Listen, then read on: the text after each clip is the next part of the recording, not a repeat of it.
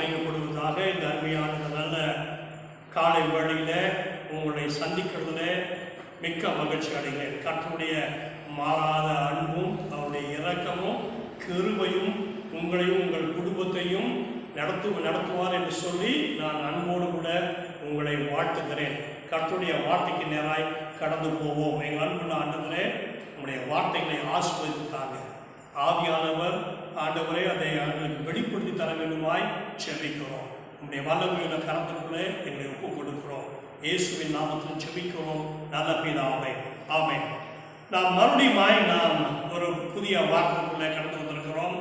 புதிய மாதத்திற்குள்ளே கடந்து வந்திருக்கிறோம். கர்த்தர் இந்த புதிய மாதத்தில் உங்களை ஆசீர்வதித்து உங்களை வழி நடத்துவதற்கு அவர் உண்மையும் வல்லமையும் உள்ளவராய் அவர் இருக்கிறார். நான் மறுபடியும் இந்த வருடத்துடைய துவக்கத்தில் சபைக்கு கூறின அது கர்த்தர் கொடுத்த வாக்குத்தத்தை நான் நினைவு கூற விரும்புகிறேன். கர்த்தர் உங்களை வழி நடத்துவாராக. ஏசாயா 42 அதிகாரம் 16வது வசனம். குருடரை அவர்கள் அறியாத வழியிலே நடத்தி அவர்களுக்கு தெரியாத பாதைகளில் அவர்களை அழைத்துக் கொண்டு வந்தேன். அவர்களுக்கு முன்பாக இருளை வெளிச்சமும் கோணலை சபையுமாக்குவேன். இந்த காரியங்களை நான் அவர்களுக்கு செய்து அவர்களை கைவிடாதிருப்பேன். இங்க ஒரு மூன்றாவது காரியத்தை பார்க்கிறோம். அவர்களுக்கு முன்பாக இருளை வெளிச்சம். இஸ்ரவேல் ஜனங்களுக்கு முன்பாக இருந்த இருளை நான் வெளிச்சமாக்குவேன் என்று சொல்லி கர்த்தர் இஸ்ரவேல் ஜனங்களுக்கு வாக்குப்படுகிறார். இஸ்ரவேல் ஜனங்க பாபிலோன் சிறையிருப்பில் இருளுடைய வாழ்க்கையை அனுபவித்தார்கள். கர்த்தர் நான் அவர்களை விடுவித்து கொண்டு வரும் பொழுது அந்த பாபிலோனுடைய இருளின் வாழ்க்கையிலிருந்து அவர்களை விடுதலையாக்கி வாக்குத்தத்தத்தின் தேசமாகிய அந்த வெளிச்சத்தின் தேசத்திற்கு நான் உங்களை கொண்டு போகும் பொழுது நான் உங்களை வெளிச்சத்திலே நடக்க பண்ணுவேன் என்று சொல்லி தேவன் அவருடைய 128 வருஷத்துக்கு முன்பாகவே ஏசாயா தீர்க்கதரிசியின் மூலமாய் தீர்க்க தரிசனம் கொடுத்திருக்கிறார். இதைத்தான் கர்த்தர் தம்முடைய சபைக்கு இந்த வருடத்தில் அவர் கொடுத்தார். இன்றைக்கும் கூட நம்முடைய இருளினுடைய அனுபவத்திலிருந்து தேவன் நம்மை வெளிச்சத்திற்குள்ளே கொண்டு போவதற்கு அவர் உண்மை உள்ளவராயிருக்கிறார். இந்த உலகம் ஒரு இருள் போன்ற ஒரு கடினமான அனுபவத்திற்குள்ளே இருக்கிறது. ஆனால் தேவன் அவருடைய பிள்ளைகளை பாதுகாக்கிறார். அவருடைய பிள்ளைகளை காத்து ஆளுகை செய்து வெளிச்சத்திற்குள்ளே நடத்த விரும்புகிறார். அதனால்தான் அவர் இந்த வருஷத்துடைய துவக்கத்திலேயே அவர் வாக்கு கொடுத்துட்டாரு, அவருக்கு முன்பாக இருக்கிற இருளை வெளிச்சமாக்குவேன். இதையெல்லாம் செஞ்சு முடிகிற வரைக்கும் நான் உங்களை கைவிடாது இருப்பேன். இந்த கொரோனா காலகட்டத்தில், இந்த லாக்டவுன் காலத்தில் தேவனுடைய ஒரு காரியத்தை ஞாபகப்படுத்த விரும்புகிறார். இந்த இருளுடைய அனுபவம் வெளிச்சமாய் மாறும். இதை செய்யும் வரைக்கும் தேவன் உங்களோடு கூட இருக்கிறார். உங்களையும் என்னையும் கைவிடாதபடிக்கு அவர் காத்து வழி நடத்துவதற்கு அவர் உண்மையும் வல்லமையுள்ளவருமாய் இருக்கிறார் என்று சொல்லி நான் உங்களை வாழ்த்துகிறேன், உங்களை ஆசீர்வதிக்க. இப்பேற்பட்ட அனுபவத்துக்குள்ளே உங்களை நடத்துவதற்கு அவர் உண்மை உள்ளவராயிருக்கிறார். நம்ம வேதத்தில் பார்த்தீங்கன்னா ஆதியாகமம் 1ஆம் அதிகாரம் 2ஆம் வசனத்துல அங்கே சொல்லப்பட்டிருக்கிறது. வாசிப்போம். பூமியானது ஒழுங்கின்மையும் வெறுமையுமாக இருந்தது, ஆழத்தின் மேல் இருள் இருந்தது. ஆழத்தின் மேல் இருள் இருந்தது.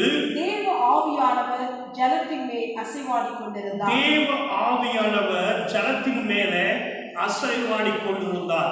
இந்த ஆழத்தின் மேல் இருந்த இருள் முழுவதுமாய் வெளிப்படாதபடிக்கு அவைகளை கட்டுப்படுத்தி அதன் மேலே தேவனுடைய ஆவியானவர் ஆளுகை செய்து வந்தார். இன்னைக்கு நானும் என்னையும் உங்களையும் கர்த்தருடைய ஆவியானவர் ஆளுகை செய்கிறபடினால இந்த கொள்ளை நோய் என்கிற இருள் நம்மை அண்டாதபடிக்கு கர்த்தர் பாதுகாத்து அவர் வழி நடத்துவதற்கு அவர் உண்மை உள்ளவராயிருக்கிறார். ஒரு அருமையான ஒரு வசனம் இருக்கிறது வேதத்துல.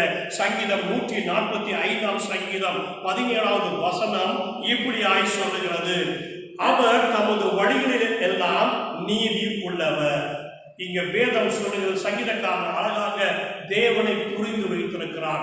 அவருடைய செய்திகள் தேவன் தம்முடைய ஜனங்கள் மத்தியில செய்கிற கிரியைகள் உண்மை உள்ளவைகள், நல்லவைகள்.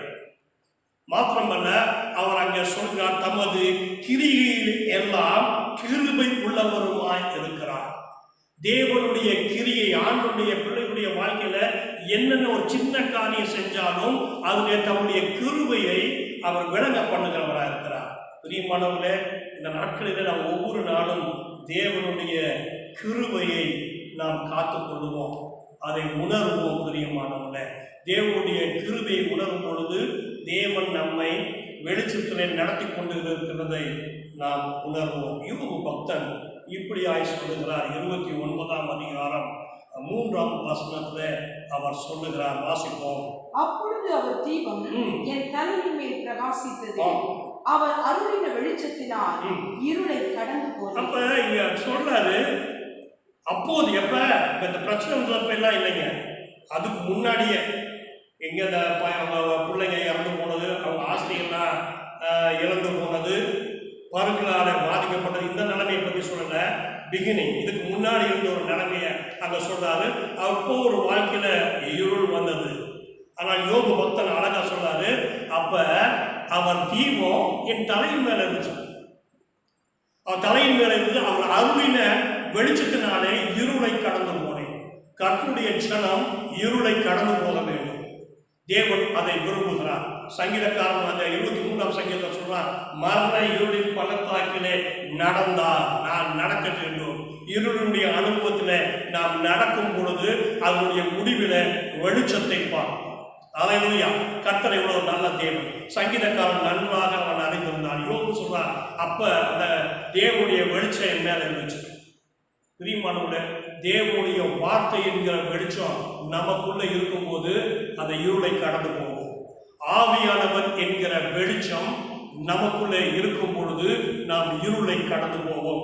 பரிசுத்தம் என்கிற வெளிச்சம் நமக்குள்ளே இருக்கும் பொழுது இருளை கடந்து போய் வெளிச்சத்திற்குள்ளே கடந்து வருவோம். பிரியமானவர்களே, எவ்வளவு ஒரு அருமையான ஒரு அனுபவம். இவ்வளவு காரியங்களை தேவன் நமக்கு கொடுத்திருக்கிறார் இருளை கடந்து போவதற்கு. அதனால அவர் சொன்னாரு, நான் அவருக்கு முன்பாக இருக்கிற இருளை வெளிச்சமாக்குவேன். இதெல்லாம் செஞ்சு முடிக்கிற வரைக்கும் நான் உங்களோட கூட இருப்பேன், உங்களை கைவிடாது இருப்பேன்னு சொல்லி அவர் வாக்கு கொடுக்கிறார். யாருக்கு வெளிச்சம்? வேதத்தில் வந்துட்டு யார் யாருக்கெல்லாம் வெளிச்சம் இருக்குன்னு சொல்லி ஒரு லிஸ்ட சங்கீதக்காரர்களும் அந்த பக்தர் தேவனுடைய பக்தர்களும் அழகாக அங்க சொல்லுகிறார்கள். வாசிப்போம். 36ஆம் சங்கீதம் 9வது வசனத்தை வாசிப்போம். ஜீவ ஊற்று உம்மிடத்தில் இருக்கிறது, ஜீவ ஊற்று உம்மிடத்திலே இருக்கிறது, உம்முடைய வெளிச்சத்திலே வெளிச்சம், உம்முடைய வெளிச்சத்திலே நாங்கள் வெளிச்சம் காணுவோம். அப்ப ஜீவ ஊற்று உம்மிடத்துல இருக்குது. ஜீவன், நித்திய ஜீவன், நித்திய ஜீவன் அவரிடத்துல இருக்குது. அந்த நித்திய ஜீவன் தான் எனக்கு முழுக்க கொடுத்திருக்கிறார். இயேசு குமாரனாகிய இயேசு கிறிஸ்துவினுடைய இரத்தத்தினாலே நம் பாவங்களை கழுவி நாம் மரணத்துக்கு இருந்த நம்மை நமக்கு ஒரு புதிய ஜீவனை கொடுத்து நித்திய ஜீவனுக்கு சுதந்திரவாளியாக ஆக்கியிருக்கிறார்.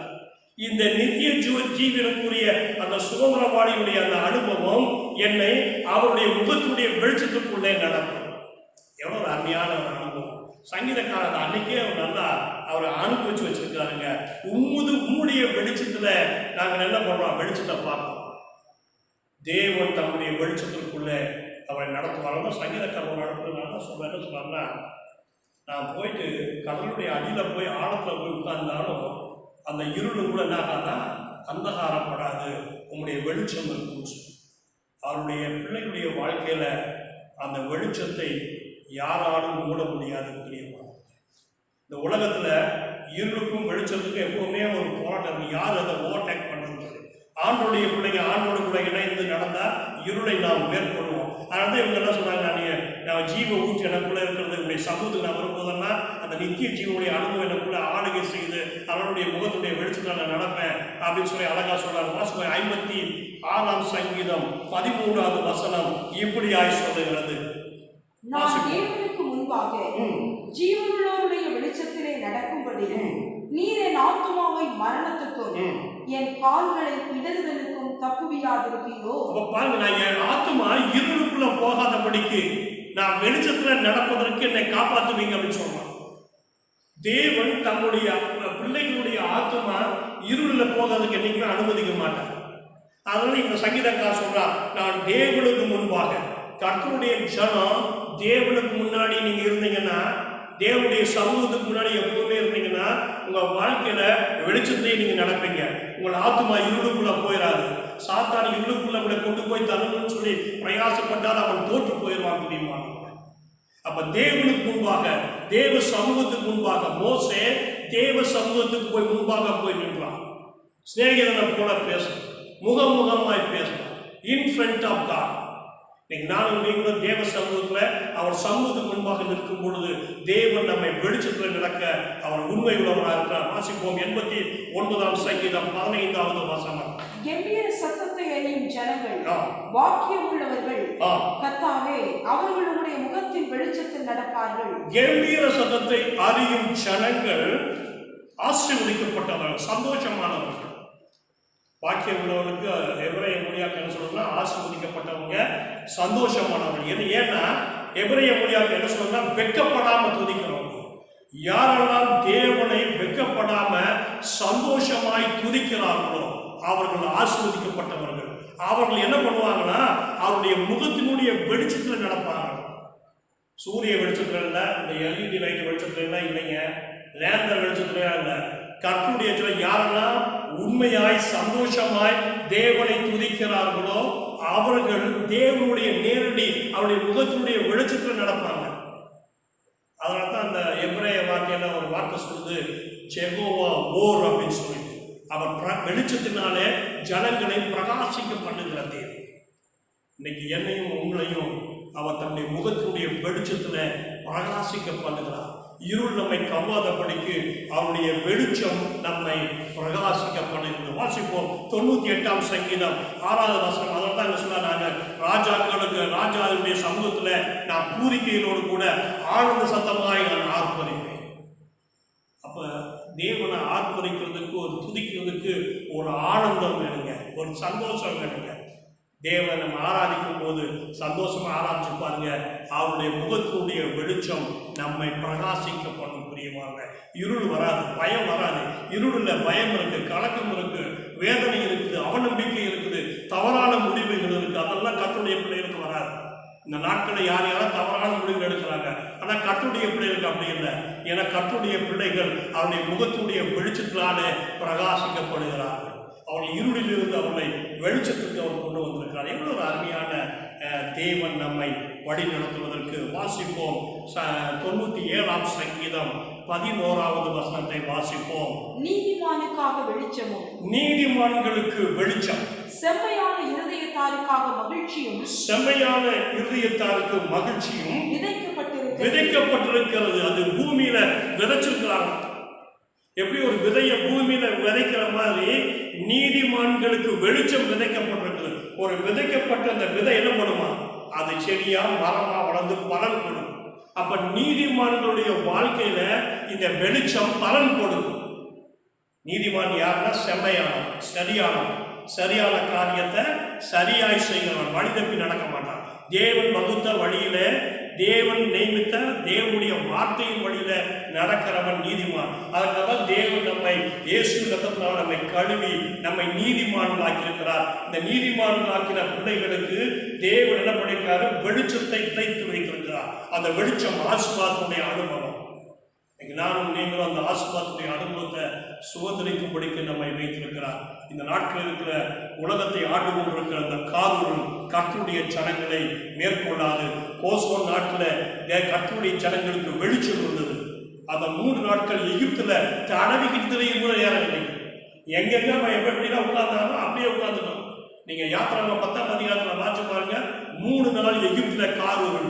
ஆனால் கர்த்தருடைய ஜனங்களுடைய வாசஸ்தலத்துக்குள்ள வெளிச்சம், வீட்டுக்குள்ள வெளிச்சம். பாருங்க, தேவன் தம்முடைய பிள்ளைகளுடைய வீட்டிற்குள்ள வெளிச்சத்தை கொடுக்கிறார், அவருடைய வெளிச்சத்தை கொடுக்கிறார். பாருங்க, அந்த 3 நாள் ஜாலியா இருந்திருப்பாங்க, பேசியிருப்பாங்க, தங்க வேலைகள்லாம் செஞ்சிருப்பாங்க. இவங்க எகிப்தியும் அப்படியே உட்காந்துருவாங்க அந்த மாதிரி. தேவன் அப்படி இல்லைங்க. தேவன் தம்முடைய பிள்ளைகளுடைய வாசஸ்தலத்திற்குள்ளே வெளிச்சத்தை அவர் கொடுக்கிறார். வாசிப்போம் சங்கீதம் 119ஆம் சங்கீதம் 105வது வசனத்தை வாசிப்போம். உம்முடைய வசனம் என் கால்களுக்கு தீபமும் என் பாதைக்கு வெளிச்சமுமானது. தேவன் தம்முடைய பிள்ளைகளுடைய வாழ்க்கையில, அவருடைய பாதையில, அவருடைய வாழ்க்கையின் பாதையில வெளிச்சத்தை கொடுக்க விரும்புகிறார். பாதை தவறி போயிடக்கூடாது, பாதையில இடறி விழுந்துடக்கூடாது, பாதையில தப்பி போயிடக்கூடாது, கீழே விழுந்துடக்கூடாது அப்படின்னு சொல்லி அவர் தேவன் என்ன பண்ணியிருக்காரு, தம்முடைய வார்த்தையை கொடுத்திருக்கிறார். அதனால்தான் அந்த பக்தன் அவர் அழகா சொன்னாரு, நம்முடைய வசனம் என் கால்களுக்கு தீபமும் என் பாதைக்கு வெளிச்சம். தேவனுடைய வசனத்தை தியானிக்கிறவன் இரவு பகலும் தியானமா இருக்கிற மனுஷன் இந்த வெளிச்சத்தில் நடக்கும். நானும் நீங்கள் இந்த கொடுக்கப்பட்ட அருமையான அந்த காலகட்டத்தில் அதிகமாய் வேதத்தை தியானிப்போங்க. வேத வசனம் நம்முடைய இருதயத்தை ஆளுகை செய்யட்டும். வேத வசனம் நம்முடைய இருதயத்தை ஆளுகை செஞ்சதுன்னா வெளிச்சம் வந்து இருதயத்தில் இருள் ஒன்றுமை அண்டி கொள்ளாது. கடைசியாக வாசிப்போம். யோபு 22ஆம் அதிகாரம் 28வது வசனத்தை வாசிப்போம். நீ ஒரு காரியத்தை நிர்ணயம் பண்ணினால் அது உமக்கு நிலை வரப்படும். உம்முடைய பாதையில் வெளிச்சம். யாருக்கு அடுத்தது வெளிச்சம்? தேவனுடைய சித்தத்திற்கு தன்னுடைய வாழ்க்கையை ஒப்பு கொடுத்தவங்களுக்கு. இங்க யோபுடைய நண்பர்கள் யோபு கிட்ட அழகா சொன்னாங்க, நீ ஒரு காரியத்தை நிர்ணயம் பண்ணினா, அவர்கிட்ட நிர்ணயம் பண்ணினா. இப்ப பிரச்சனையோட கூட இருக்கிறான், நெருக்கத்துல இருக்கிறான். இப்ப யோபுடைய நண்பர்கள் வந்து ஆலோசனை கொடுத்துருக்காங்க. இது ஒரு நல்ல ஒரு ஆலோசனை. ஏன் நீ உன்னுடைய காரியத்தை எல்லாத்தையும் தேவனுடைய திட்டத்துக்கு ஒப்பு கொடு. அப்ப என்ன நடக்குமா? உன்னுடைய பாதையில வெளிச்சம் அதை நிர்ணயம் பண்ணுங்க. ஆண்டவரே நீங்க இந்த காரியங்களை செய்யுங்கன்னு சொல்லி நீங்க டிசைட் பண்ணுங்க. அப்ப பாதையில வெளிச்சம். கர்த்தருடைய ஜனம், அருமையான வாலிப பிள்ளைங்க வச்சிருக்கிறவங்க, திருமண வயதுல இருக்கிறவங்க, திருமணத்தை காரியங்களை எதிர்கொண்டிருக்கிறவங்க, உங்களுடைய வாழ்க்கைய தேவனோடு கூட இணைத்துக் கொள்ளுங்க. தேவ சித்தத்திற்கு உங்களை ஒப்பு கொடுங்க. ஆண்டவரே உங்களுடைய சித்தம் மாத்திரம் என் வாழ்க்கையில நிறைவேறட்டும் ஆண்டவரேன்னு சொல்லி உங்க சித்தத்துக்கு ஒப்பு கொடுங்க. அப்ப தேவன் என்ன பண்ணுவாரு? உங்களுடைய எதிர்கால வாழ்க்கை துணைய வெளிச்சத்துல காமிப்பார். யோபு அப்படின்னா அழகன் சங்கர் சொல்றாங்க, உன்னுடைய பாதையில வெளிச்சம் பிரகாசிக்கும், வீசும். இன்னைக்கு நம்ம ஒப்பு கொடுக்க தேவ சித்தத்துக்கு ஒப்பு கொடுக்கும் போது தேவன் நம்முடைய வழிகளில அவருடைய வெளிச்சத்தை பிரகாசிக்க பண்ணுகிறவராக இருக்கிறார். கடைசியா சொல்ல மீகா இப்படியா சொல்லுகிறார். 7ஆம் அதிகாரம் 8வது வசனத்துல ஒரு நெருக்கடியான காலகட்டத்தில் மீகா தன்னுடைய விசுவாசத்தை அறிக்கை செய்கிறார். வாசிப்போம். நான் இருளிலே உட்கார்ந்தால் கர்த்தர் எனக்கு வெளிச்சமாய் இருப்பான். எதனாலேயே என்னை பத்தி நீ இது பண்ணாத. நான் கீழே விழுந்தால் நான் எந்திருப்பேன். நான் இருளில் உட்கார்ந்தாலும் என் தேவன் என்ன பண்ணுவார்? என்ன வெளிச்சத்துக்கு கொண்டு வருவார். நமக்கு ஒரு நம்பிக்கை இருக்கணுங்க. இருளில் உட்கார்ந்தாலும் வெளிச்சத்துக்கு வரணும்னு சொல்லி, வெளிச்சத்துக்கு என் தேவன் கொண்டு வருவார்னு சொல்லி. அதனால்தான் 1 பேதுரு 2ஆம் அதிகாரம் 9வது வசனத்துல இப்படியாய் பேதுரு அழகாக ஒரு வார்த்தையை அங்க சொல்லுகிறார். அதை வாசிப்போம். 1 பேதுரு 2ஆம் அதிகாரம் 9வது வசனம். நீங்களோ உங்களை அந்தகாரத்தினின்று தம்முடைய ஆச்சரியமான ஒளியினிடத்துக்கு போ. இங்க யோபு பேதுரு இப்படியா ஆரம்பிக்கிறார். எங்களை அந்தகாரத்தில் நம்ம இயேசுவை அறிந்து கொள்வதற்கு முன்பாக அந்தகாரத்துடைய ஆளுகையில் இருந்தோம். என்னைக்கு குமாரனாய் இயேசு கிறிஸ்துவை நாம் விசுவாசித்தோமோ, நம்முடைய பாவங்களை அறிக்கையிட்டோமோ, நம்முடைய பாவங்கள் இயேசு ரத்தத்தினால கழுவப்பட்டதோ, அப்பொழுது தேவன் என்ன பண்ணாரு? என்னையும் உங்களையும் அந்த காலத்துல இருந்து என்ன பண்ணாரு? அவர் அழைச்சிட்டு வந்தாரு. வாங்கப்பான்னு சொல்லிட்டு வரல, அவர் கையை பிடித்து அழைத்து கொண்டு வந்து இந்த ஆச்சரியமான ஒளியினுடைய வாழ்க்கைக்குள்ள நம்மை கொண்டு போனார். அந்தகாரம் நம்மை ஆளுகை செய்யாதபடி காத்துக்கொள்ளும். பாவம் எங்கெல்லாம் வருதோ அங்கெல்லாம் அந்தகாரம் வரும் பிரியமானவர்களே.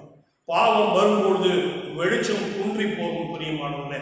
அதனால பவுல் அழகா சொல்றார். 1 கொரிந்தியர் 6ஆம் அதிகாரம் 14ஆம் வசனத்துல பவுல் ஒரு அனுபவத்தை அங்கே சொல்லுகிறார். 2ஆம் அதிகாரம் 14வது வசனம். அந்நிய முகத்திலே அவிசுவாசிகளுடன் பிணைக்கப்படாதிருப்பீர்களாக, நீதிக்கும் அநீதிக்கும் சம்பந்தம் ஏது? ஒளிக்கும் இருளுக்கும் ஐக்கியம் ஏது? இங்க திருமண வாழ்க்கையை பற்றி பேசுறார். கர்த்தருடைய பிள்ளைங்க கர்த்தரோட பிள்ளைங்களோட கூட தான் இருக்கணும், இணையணும். இங்க பவுல் சொல்றாரு, என்ன சொல்றாரு? அவிசுவாசிகளோடு கூட நீ என்ன பண்ணாத, நீ அந்நிய நுகத்துல பிணைக்கப்படாத, லாக்காயிடாத. நுகம்னா என்னன்னா, இந்த மாட்டு வண்டி எடுக்கும்போது மாடுடைய கழுத்துல வைக்கிறது, அதை எடுக்கவே முடியாது. ஒருதான் ஃபிக்ஸ் ஆயிடுச்சுன்னா இந்த நுகத்துல போட்டுருக்கிற மாடுகளை வந்து வேற எதுக்கும் யூஸ் பண்ண முடியாது. இந்த மாடு வண்டிகளுக்கு இருந்தால் இது யூஸ் ஆகும், வேற பர்பஸுக்கு அதை யூஸ் பண்ண முடியாது. இப்போ அதைத்தான் இங்கே உபயோகிக்கிறாரு. அவிசுவாசிகளோடு கூட அந்நிய நுகத்துல நீ என்ன பண்ணிட்ட? நீ திருமண வாழ்க்கையை இணைச்சிட்டீங்கன்னா என்ன ஆகி போயிடும், உனக்குள்ள இருக்கிற வெளிச்சம் என்ன ஆயிடும், இருளா போயிடும். அதைத்தான் பவுல் கடுமையான ஒரு வார்த்தையை உபயோகிக்கிறார். அருமையான வாலிப சகோதரனே, வாலிப சகோதரியே, உன்னுடைய வாழ்க்கை வெளிச்சத்தின் வாழ்க்கையா இருக்கணும். உன்னுடைய வாழ்க்கை துணை வெளிச்சத்தின் பிள்ளையா இருக்கணும், இருளின் பிள்ளையா இல்லை. அவிசுவாசிகள் அல்ல, அந்நிய முகத்துல போய் மாட்டிக்காதீங்க. இன்னைக்கு சாத்தான் கர்த்தருடைய பிள்ளைங்களை அந்நிய முகத்துல போய் மாட்டி அவனுக்குள்ள இருக்கிற அந்த வெளிச்சம் இருளாக்கும்படியாய் காரியங்களை செய்யறான். அந்த போச்சுதான் உங்களுக்குள்ள இருக்கிற வெளிச்சம் இருளாகாதபடிக்கு எச்சரிக்கையாயிருக்கு. இன்னைக்கு நம்ம ஒப்பு கொடுக்க பிரியமானவர்களே, தேவன் அவங்க இஸ்ரவேல் ஜனங்களுக்கு ஒரு வாக்கு கொடுக்கிறார். 60ஆம் அதிகாரம் 20வது வசனத்துல இஸ்ரவேல் ஜனங்க சிறையிருப்புக்கு போயிடுறாங்க. சிறையிருப்புக்கு போறதுக்கு முன்னாடி தேவனுடைய ஆலயத்துல தேவனுடைய மகிமை இருந்துச்சு. அது இஸ்ரவேல் ஜனங்களுக்கு வெளிச்சமாயிருந்தது. இஸ்ரவேல் ஜனங்கள் பாவம் செய்ய செய்ய செய்ய அந்த மகிமை உடன்படிக்கப்பட்டிலிருந்து பிரகாரத்துக்கு வந்துச்சு. பிரகாரத்துல இருந்து ஆடைக்குடைய வாசலுக்கு வந்துச்சு. நகரத்துக்கு வெளியே போச்சு, மலை மேலே ஏறிச்சு, அப்படியே போயிடுச்சு. இசைக்கு புத்தகத்துல அந்த மகிமை வெளியேறத பார்க்கிறோம். அந்த மகிமை போன உடனே இஸ்ரவேல் ஜனங்க சிறையிருப்புக்கு போயிட்டாங்க. அதுக்கப்புறம் அவங்க வெளிச்சத்தின் வாழ்க்கை இல்லை பிரியமானவங்க. அப்ப ஆண்டவர் ஏசியா தெரிஞ்சது மூலமா அவங்க சிறைக்கு போறதுக்கு 126 வருஷத்துக்கு முன்னாடி அவர் வாக்கு கொடுக்கிறாரு. நீங்க இந்த பாபிலோன் சிறையிலிருந்து வரும் பொழுது அந்த இருள் அகன்று உங்கள் மேல சூரியன், நீதியின் சூரியன் உதிக்கும் அப்படின்னு சொன்னார். வாசிப்போம் 60:20. சூரியன் இனி அஸ்தமிப்பதில்லை. என்ன சொல்றாருன்னா தேவனை சொல்றாரு, நான் தான் உனக்கு வெளிச்சம் இனிமேல். நீதியின் சூரியன், மல்கியா 4ஆம் அதிகாரம் சொன்னாரு, நான் நீதியின் சூரியன். அப்ப இந்த இந்த நீதியின் சூரியனாகிய கர்த்தர் நான் இனி உனக்கு மறைவா இருக்க மாட்டேன். நீ பாவம் செஞ்சதுனால நான் மறைஞ்சு போயிட்டேன். இப்ப உன்னைய கொண்டு வரும்போது நான் என்ன பண்ணுவேன், இனி அஸ்தமிக்காது, நித்திய வெளிச்சம் மேல உதைக்கும். எவ்வளவு ஒரு அருமையான தேவன். இன்னைக்கு அந்த தேவன் தான் இன்னைக்கு நமக்கு வாக்கு கொடுக்கிறார். நம்முடைய சூரியனாகிய நீதியின் சூரியனாகிய கர்த்தர் அந்த வெளிச்சத்தை என்றைக்கும் மறைக்க மாட்டார். அதனால இந்த ஏசியா சமூகத்துல அழகா சொல்றாரு, நான் உங்களுக்கு முன்பாக போய் இருளை வெளிச்சமாக்குவேன். இதையெல்லாம் செஞ்சு முடிகிற வரைக்கும் நான் உங்களை கைவிடாது இருப்பேன் என்று சொல்லி அவர் வாக்கு கொடுக்கிறார். நாம் ஒரு ஜெபத்துக்குள்ளே கடந்து போவோம். ஜெபத்துக்குள்ளே கடந்து போவதற்காக ஒரு வசனத்தை வாசிப்போம். 43ஆம் சங்கீதம் 3ஆம் வசனத்தை நாம் வாசித்து நாம் ஜெபத்துக்குள்ளே நாம் கடந்து போவோம்.